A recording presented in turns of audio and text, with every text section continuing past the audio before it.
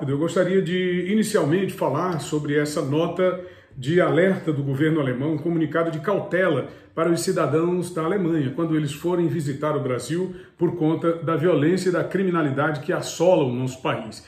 Então o governo alemão emitiu esse comunicado de alerta, de acordo com a imprensa da Europa, exatamente porque objetiva fazer com que os alemães, quando virem como turistas, quando vierem para o Brasil, eles prestarem muita atenção às cidades onde há mais violência, criminalidade, elencadas pelo comunicado, são Rio de Janeiro em primeiro lugar, São Paulo na região sudeste do país, aí nós temos na região nordeste, que também hoje figura como um dos grandes centros de criminalidade, de violência do país, aí Recife, Salvador, Teresina, que é no estado do Piauí, é considerada também uma das cidades mais violentas do nosso país, está relacionada entre as 50 cidades mais violentas do Brasil. Isso acontece desde os anos 90, quando houve no Rio de Janeiro um grande e efetivo combate à criminalidade através da colocação de tropas do Exército, e aí começou a migração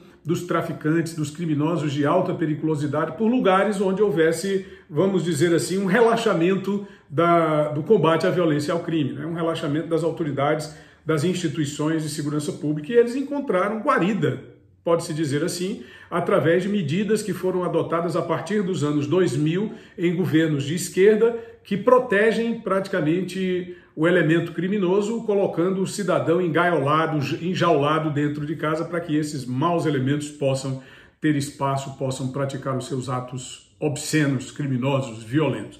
Então, o governo alemão é um dos primeiros a fazer isso na atualidade brasileira, entende que houve um crescimento dos índices de violência e criminalidade no momento atual que nós estamos vivendo aqui no Brasil e, portanto, fez esse comunicado aos seus cidadãos. Também no vídeo de hoje eu trago aqui essa notícia do desembargador Carlos Eduardo da Fonseca Passos, da Terceira Câmara de Direito Privado do Rio de Janeiro. Ele deu 48 horas para que o YouTube retire do ar trecho de vídeo em que o ex-deputado e ex-presidente do PT, José Genuíno, cita boicote em relação a determinadas empresas de judeus. O magistrado fixou multa única de R$100 mil em caso de descumprimento da ordem judicial. A avaliação de Passos é a de que o trecho do vídeo veicula a ideia de contorno discriminatório, na medida em que se mostra favorável à sabotagem de negócios administrados por judeus, com base neste fator religioso e racial, traduzindo apologia ao antissemitismo, em aparente desconformidade com os preceitos constitucionais. É o trecho da decisão dele. A decisão foi assinada na quarta-feira, atendendo a um pedido da Federação Israelita do Estado do Rio de Janeiro, que recorreu ao magistrado após uma medida de primeiro grau que nega a retirada do conteúdo reputado antissemita. A federação contesta uma entrevista concedida por Genuíno ao programa Sabadão do DCM, no dia 20 de janeiro. Blog sujo.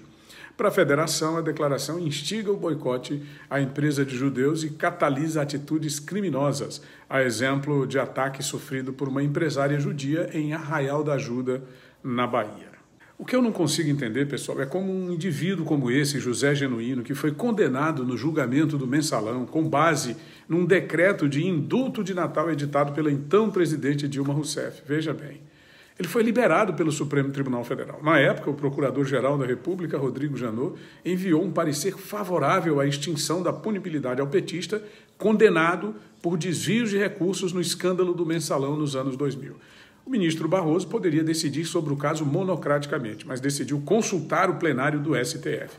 A decisão do Supremo teve efeito automático porque o ministro determinou a imediata expedição do alvará que declarou Genuíno quite com a justiça. Como é que está quite com a justiça o sujeito que participou do roubo de milhões de reais do povo brasileiro? Não devolveu um único centavo. É colocado em liberdade dessa maneira. Pode ficar falando, dando entrevista, atacando organizações, outros países, pessoas de bem, assassinando reputações. É o PT.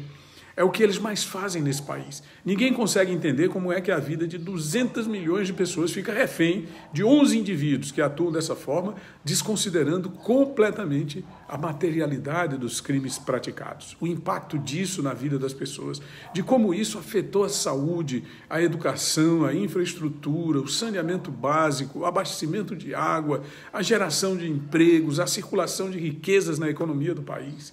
Nada disso é considerado, apenas para se atender a esses elementos infames do PT.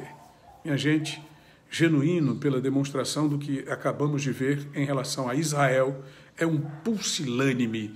Um elemento como esse jamais poderia ter a sua pena extinta em relação ao crime praticado.